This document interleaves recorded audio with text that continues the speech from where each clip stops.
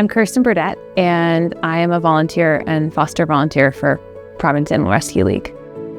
Outside of PARL, I work in animal welfare. That's my career. I've been in animal welfare for about 10 years now. I started off as a volunteer when I lived in New York City and then adopted a dog, and that changed my life. And I was like, I need to go do that full time, dedicate my life to it. I love meeting people who want to bring animals into their home and getting to know what it is about that animal, about their lifestyle that they want, and finding that animal for them. Some things that I hear often when people are considering fostering but haven't quite taken the first step yet are things like, I couldn't foster because I couldn't say goodbye.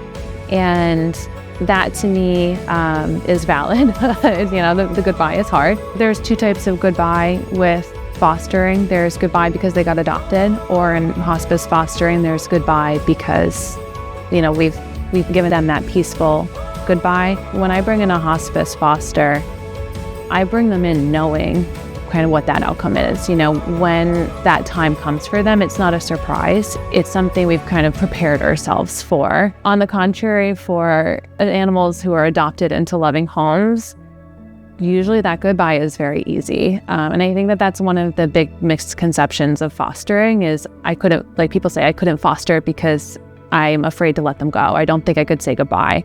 And I will say for the first couple of fosters, it's hard because you just don't know what the rhythm is and you haven't seen it before, so it's new.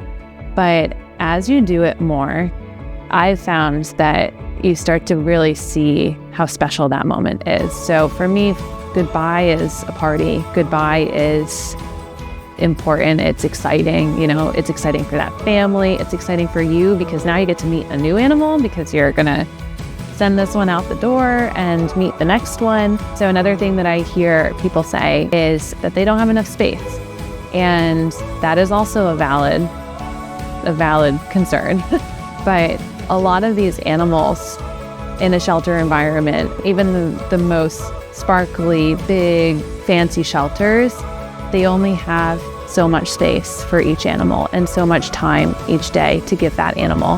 And so what I would tell people is that any space that you give them, any amount of attention that you give them is great. Most organizations will help you with the costs of fostering. So we kind of evolved our space. PARL first sent us home with a great X-Pen situation, which was in the same amount of square footage. So we set up the X-Pen in here and they sent us home with the litter boxes.